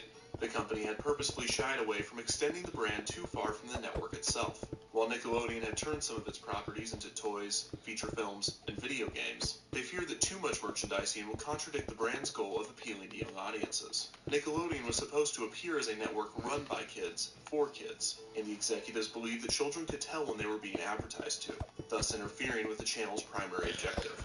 On top of this, a general distaste for the Walt Disney Company and its practices had solidified Nickelodeon's motivation to limit size and avoid feeling corporate.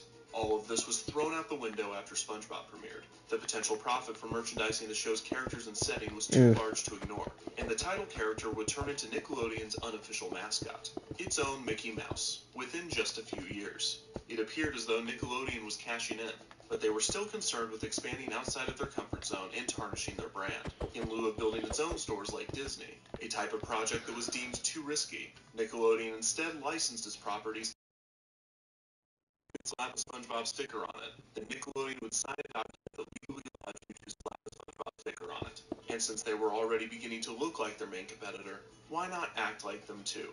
And what's more Disney than rushing into a huge, difficult project fueled by temporary success? Welcome to the Nick Hotel. Going up?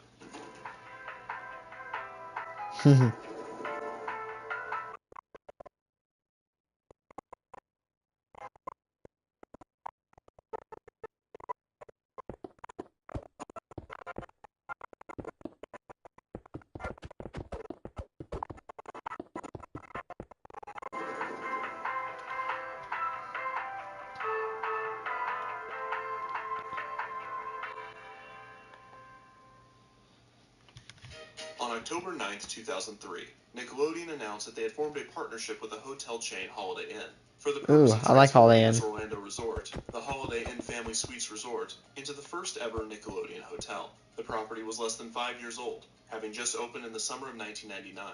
The resort was Holiday Inn's first all-suite hotel, featuring 800 suites, 2 pools, water playgrounds, a restaurant, and a food court. The hotel was located just east of the Walt Disney World Resort, and transportation was provided to all 4 Disney parks. Nickelodeon had originally considered constructing a new resort themselves, but decided against this due to their constant fear of failure. Orlando was of course the perfect location for the resort's pilot test. It had a huge tourist population of families and young children, and the company had 2 attractions at Universal Studios Florida, Nickelodeon Studios and the newly opened Jimmy Neutron's Nicktoon Blast. The Holiday Inn was located closer to Walt Disney World than it was to Universal Studios, but Nickelodeon would take what they could get. During the announcement, Nickelodeon revealed that they had plans to build 4 more resorts throughout the country. The transformation of the Holiday Inn Family Suites Resort was to be completed in early 2005, and the renovation would cost an estimated $20 million. Nickelodeon began advertising the resort leading up to its release, and parents began to book their stays at the new hotel. Did you hear? Nickelodeon has built a hotel just for you. Open this Memorial Day. Nickelodeon Family Suite Holiday Inn in Orlando, Florida. Your own bedroom. 2 humongous pools, slides and flumes, a giant arcade, character breakfast, and live Nick entertainment. Parents can book reservations by logging on to www.nickhotel.com or call 1-866-GO-TO-NICK. On March 9, 2005, the Nickelodeon Family Suites Holiday Inn, commonly referred to as the Nick Hotel, opened its doors. Guests would walk up to the bright orange resort, with characters peeking through the window of the main entrance. This led to the lobby and check-in desk. There were 4 room layouts that guests could choose from. The first was a 1-bedroom suite designed for 1 to 2 people. This included a king-sized bed, full kitchen, and a dishwasher. The second was a 2-bedroom kid suite. This included a private parents' room, a living area, a bathroom, and a themed kids' room. The kids' room would either feature a bunk bed or 2 twin beds, and the rooms were themed to different Nickelodeon properties, such as SpongeBob, The Fairly OddParents, Jimmy Neutron, Dora the Explorer, Rugrats, Danny Phantom, and more. Guests could request a specific character room and would be assigned to it if available. The kids' rooms also featured a television, and some came with a PlayStation 2. Guests could rent games from the hotel for $5 or bring their own. There was also a CD player and an activity table in most of the suites. Unlike the parents' room, there was no door separating the kids' room from the living area. This was due to a county law restricting doors on kids' suites for safety reasons. The parents' room was unthemed and featured 2 side tables, a closet, a 25-inch TV, and a makeup desk. The main living area featured a pull-out couch, a rocking chair, a dining table, and a 25-inch TV. The third suite layout was a 3-bedroom kid suite. This came with 2 private parent rooms, both with king-sized beds, a themed kids' room Truth is with a that bunk bed and pull-out couch, even like if and 2 that would out for a hotel. called the Nick at Night Suite. Oh yeah.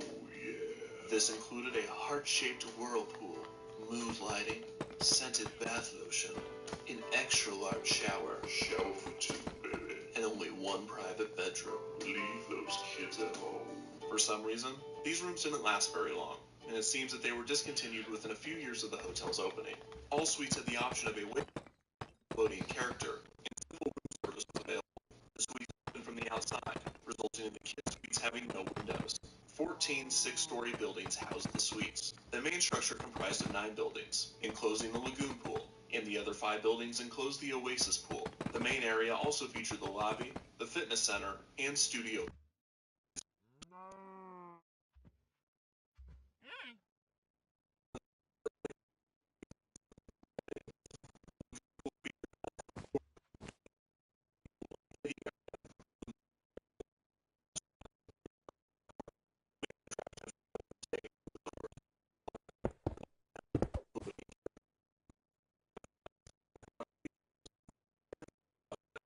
The structure.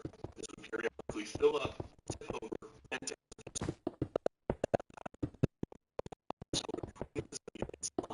This was treated as a professional event, with hotel employees gathering everyone and getting them excited for the mass sliming. The Oasis pool area featured another poolside bar. This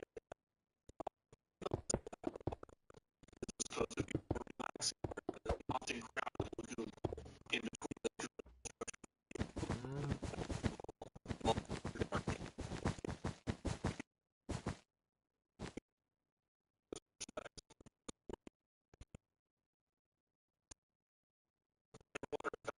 That's awesome.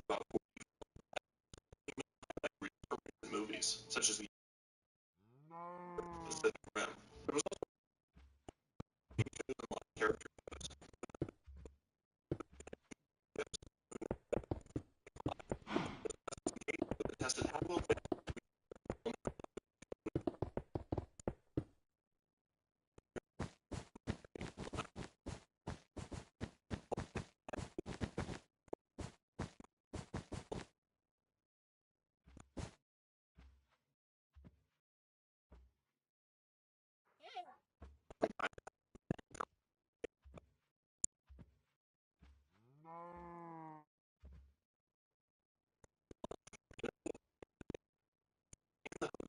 signature restaurant, the Nicktoons Cafe.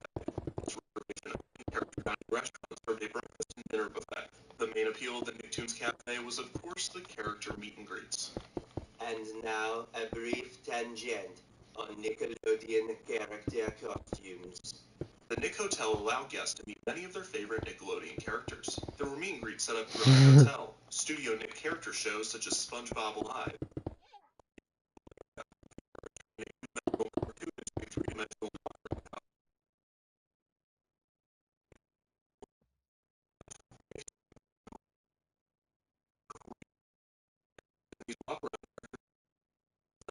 This is because of the talent of Designing is kind of hard. designed in such a way that the characters appear as though they are always smiling for a picture. However, this only works if they are staring directly at the camera, which they almost never are. On the other hand, Disney's costumes are designed to be multi-purpose. For instance, when Mickey is smiling for a picture, he will tilt his head up slightly. By design, he appears to be smiling more from this angle. When he tilts his head back down, he is still smiling, but it is more neutral, as opposed to relentless and terrifying. Also, most Disney costumes are designed for some amount of neck movement. This gives the characters more life, as they don't appear as walking sculptures. Many of Nickelodeon's costumes featured heads that were too large to move. This resulted in a surplus of premium-grade nightmare fuel. Of course, if the children actually did have a nightmare, they would turn on their bed light to reveal the character staring at them while they sleep. In short, every character at the Nick Hotel looked like they were on drugs at all times. Characters appearing at the resort included SpongeBob, Squidward, Sandy, Patrick, Mr. Krabs, Dora, Boots, Diego, Blue, Danny Phantom, Aang, Cosmo, Wanda, Jimmy Neutron, Angelica, the Power Rangers, Teenage Mutant Ninja Hell yeah, Turtles, that's my jam. Billy and Geo of Team Umizoomi, Dude, that show, like, Fanboy and Chum Chum, never heard of Chase that. and Marshall, the Paw Patrol dogs, Pablo, the Bubble Escobar? Guppies, and Little Bill. The costume designs improved over time, but they were still not optimal for character shows. Squidward, today is the day that we honor the greatest sandwich in the 7 seas, the Krabby Patty. Dr. Z, we love your skincare videos. Thanks. My husband has sensitive skin. Try using all 3 clear as part of your laundry routine. What time is it? And odors for a clean that's just on skin. All 3 clear recommended brand for sensitive skin. Behind the mall, there was a man-made lake. While it was not accessible to guests, various statues of Nickelodeon characters were placed on it. The hotel also had Christmas festivities named the Let It Snow celebration. The resort was decorated in bright Christmas lights, and it offered hot chocolate and s'mores around fire pits. Many of the walk-around characters were dressed in seasonal costumes, and there was a special Studio Nick character show called How much did it cost? The renovation to create the resort ended up costing around $25 million, and a total of 777 suites were available to book. That's a Prices lot. fluctuated throughout the year. Probably. A two-bedroom kid suite cost between $135 and $275. Three-bedroom cost between $300 and $600. And $40 for anyone under 12. Cafe character dining cost $17 for an adult and $10 for kids. An all-access wristband in later years would allow guests access to the experience and other activities in the mall area. This cost around $20. So if you did a family of 4 spending 2 nights and a full day at the hotel would cost over $750 during peak season. While this was expensive, the Well, how many? around $20. So if you did the math, a family of 4 spending 2 nights and a full day at the hotel would cost over $700. I'm sorry. Repeat that again one more time. In the mall area. This cost around. So if you did the math, a family of 4 spending 2 nights and a full day at the hotel. 2 nights a full day. $700. That's back then. Right now you could book, I think you could book like per night at the Kalahari is about $250 on average. Plus, 250. It'd probably be like $500 to stay 2 nights at the Kalahari Resort in Wisconsin Dells. And $700. Remember, that's like 2003 money. That's probably $1,000. That's way too expensive. The Nick Hotel operated operated as a resort, with enough activities and attractions to keep guests on property. Even if I had my coding job where I'd get a lot of money, I don't even know if I'd want to pay for Guests will be our kid. properties theme parks. On April 30th, 2005, just over a month after the Nick Hotel opened its doors, Nickelodeon Studios at Universal Studios Florida closed. A time capsule had been buried outside of the studio in 1992. Kids voted on what they wanted to be placed in the capsule, and items such as a Back to the Future VHS, an MC Hammer CD, and a Nintendo Game Boy were buried. The capsule was to remain for 50 years, to be opened in 2042. After Nickelodeon Studios closed, the time capsule was moved to the Nick Hotel, where it was reburied and displayed for guests. The Nickelodeon Hotel continued to operate normally for over a decade, adding new entertainment options and shows periodically. In May of 2012, Double Dare Live, a new game show at Studio Nick based off of the hit TV show, debuted. In 2014, the Teenage Mutant Ninja Turtles Summer of the Shell began. Some rooms were rethemed to the heroes, and a laser maze based off of the TV show was added to the mall. Oh my god, that was the Nick cool. Hotel celebrated its 10th anniversary, but just a month after the celebration ended, Okay, I might be a little bit hyping up, but like TMNT 2012, that slaps. Nickelodeon announced that the Nickelodeon Family Suites would be rebranded back into a Holiday Inn. The news, while sad for many, was not necessarily shocking. There were a few signs that the Nick Hotel might not be around for much longer. For one, Nickelodeon had a severely reduced presence at Universal Studios Florida, since Nickelodeon Studios had closed in 2005 and Jimmy Neutron's Nicktoon Blast had closed in 2011. While walk-around characters still appeared at the park, there was no attraction dedicated to Nickelodeon. This made marketing the resort and the park together slightly more difficult. And more than anything, it was an indication that an era of Nickelodeon was over. By 2016, the original branding was dated, as all of the shows, except SpongeBob and the Fairly Odd Parents, had ended. Another issue was that the concept for the resort was flawed from the beginning. The Nick Hotel operated like an all-inclusive resort, similar to those found in tropical destinations. The problem was that the Nick Hotel was in the middle of Orlando. This made guests feel claustrophobic, as the resort was not sitting next to an ocean. They also wanted to go experience Orlando's many attractions. For the price of the Nick Hotel, guests needed to go on property. It's called. It's $700. I want this on this place, but I want to see the map. Like, what was the map of this place? Let's see. What was the water park like? I want to see. It's very similar to Kalahari. I will say, I know I might be a little bit biased when I say this, but I do prefer the Kalahari a little bit more than I would this. I mean, it's got one giant castle. It's actually, it might be a little bit bigger than the one at the Kalahari. However, the thing about Kalahari that I love is that you can go there and swim. It doesn't matter what time of day. In fact, I actually like to swim indoors rather than outdoors. I mean, who did that, man? Oh, he's stuck underneath the... Yeah, there he is. Or they are? I guess they're asexual. I guess they produce eggs no matter what gender they are or what. Multiple water slides, and a large water bucket at the top of the structure. This would periodically fill up, tip over, and douse guests with water. I mean, that's all. I prefer more. Success. The resort was popular, but it was clear that the Holiday Inn concept wouldn't work outside of Orlando. The first Nickelodeon resort with Charisma Hotels would open in Punta Cana in the Dominican Republic later in 2016.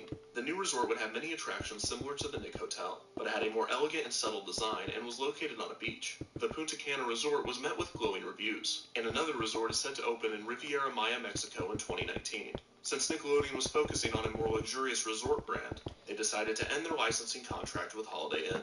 There was also one more reason for the closure. The hotel was not in great shape. The Nickelodeon Hotel, 10 years later. These images may be disturbing. Oh. That's Architect Hell.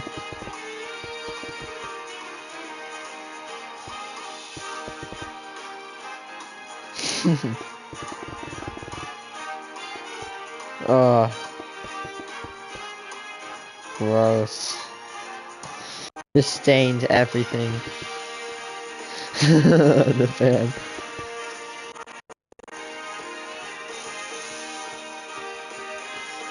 Yeah.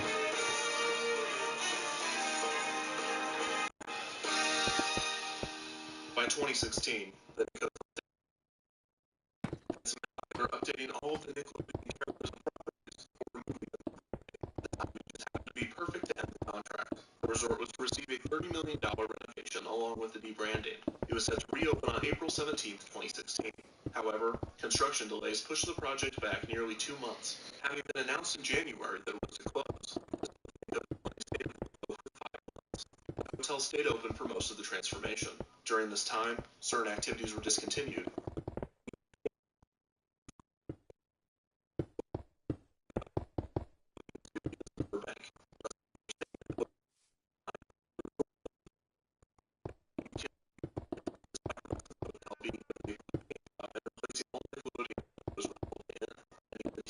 Appliances had not been replaced since the hotel opened. The mall area was almost completely silent, with many of the attractions and restaurants being renovated or removed. Finally, on June 1st, 2016, the resort reopened as the Holiday Inn Orlando Suites. The hotel still hosts family game shows, the food court reopened with some new restaurants, the water bucket is now dyed dark blue at certain times, the 4D theater now shows some generic movie, the laser maze is now themed to Batman, and the gift shop now sells both Nickelodeon and Disney merchandise. Prices have also dropped significantly, now typically below $100 a night for a room with a kid suite. The Nick Hotel was an interesting experiment to say the least, because it didn't not work. Attendance was consistent, it wasn't completely neglected by either company, and it avoided what would have probably been a disastrous expansion. At the same time, it wasn't perfect. The design was cheesy, the activities were immature, and there was little to nothing for parents. Exactly. I'm 17 years old, and my opinion, kid stuff. Here's a bad thing. You're gonna go there because your kids want to go there. You're not gonna want to go there. For example, Kalahari. I know you bring him up. Please just listen. The Kalahari Resort has things for kids to enjoy and parents to enjoy. I have never. So there's only been one time where I went to the Kalahari Resort and felt like utter ass, and it's because I ate greasy food and lost hope. But then within a few hours, I bounced back. I've never been bored at the Kalahari Resort. I've never.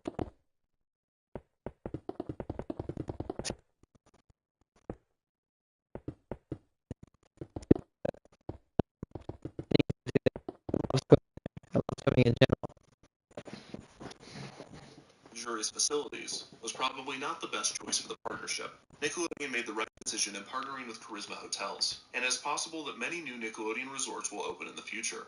While these new resorts best the Nickelodeon family suites in almost every category, it is still disappointing to see such an elaborate entertainment experience disappear. Seeing the debranded hotel, a skeleton of what it once was, is devastating to those that stayed there and the many more that wanted to. While it might be gone, the Nick Hotel leaves behind a decade of memories of Nickelodeon fans having the best day ever.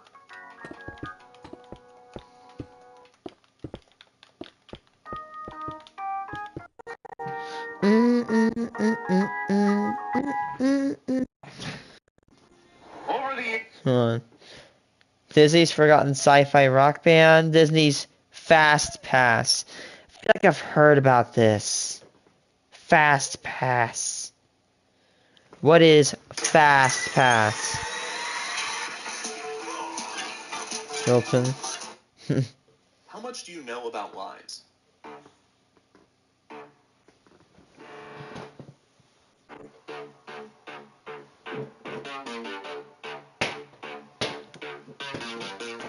A line, or a queue, is an organized group of people, or in this case dots, waiting their turn for some thing. The amount of time it takes to get from the start of the queue to the end of the queue is the wait time. In its simplest form, the wait time is affected by two factors.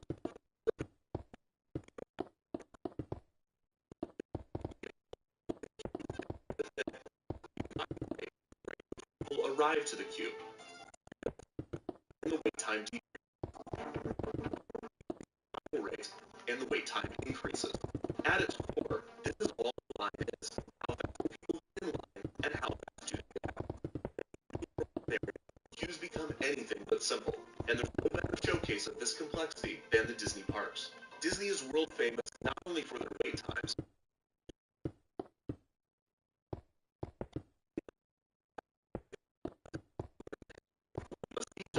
tech and psychology and try to tackle the issue. Unfortunately, there is no fast pass for this explanation. Deep Wait.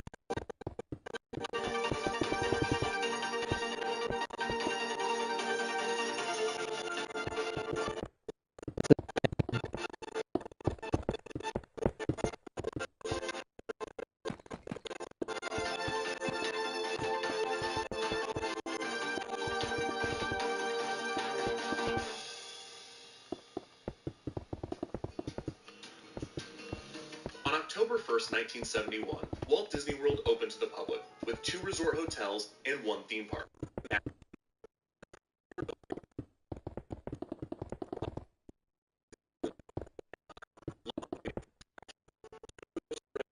The 20,000 Leagues Under the Sea ride and the Country Bear Jamboree show. The wait for 20,000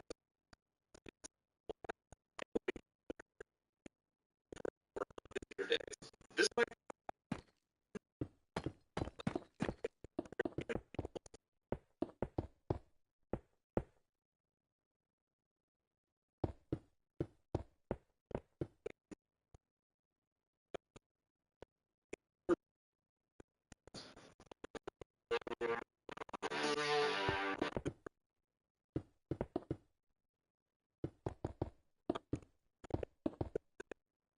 20,000 Leagues was a low capacity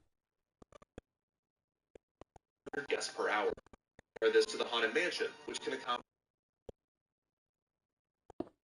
for their ride system. The Haunted Mansion is a continuously operating omni-mover system, while 20,000 Leagues can only see 40 guests per submarine and can only operate up to 10 submarines at a time.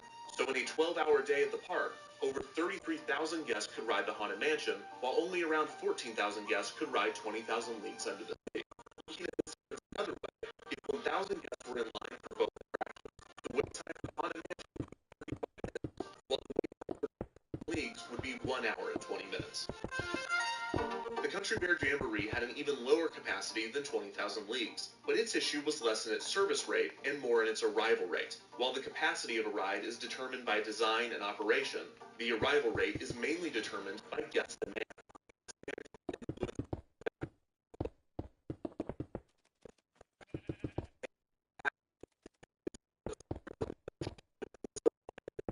Product, except for determining price and quantity and number of riders. Today, once a guest has entered a Disney theme park, they are able to ride any attraction they choose, but there are only so many operating hours each day, so time becomes a currency that they must spend. For instance, a guest might want to ride the Jungle Cruise if the wait were 30 minutes, but that same guest might not want to ride the attraction if the wait was 1 hour. In queuing, this is called balking, when someone decides not to wait in a queue due to its length. This can reduce wait times by turning people away that were not determined to experience the attraction. The situation becomes even more complicated when guests are spending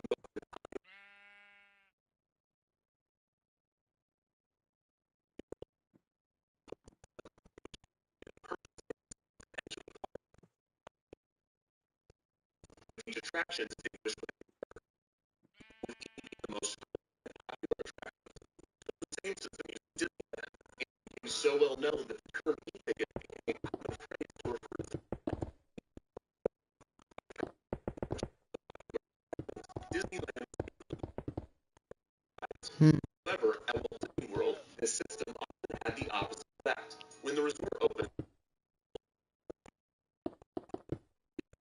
a free ticket. They often run attractions. The Country Bear Jamboree to guests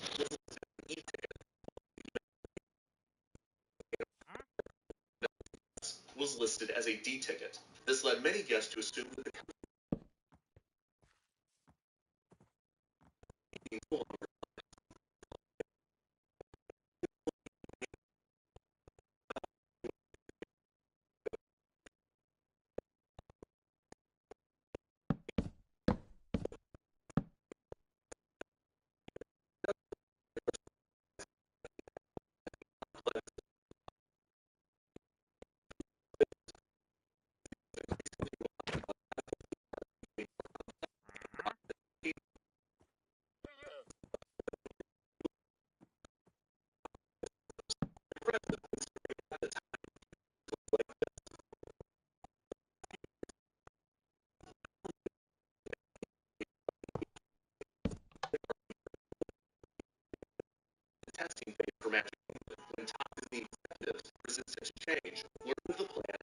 down. However, it was soon decided that Disney's third theme park, Epcot Center, I'm gonna take a break. I don't know if I'll stream it again tonight, maybe tomorrow. Hey, I'll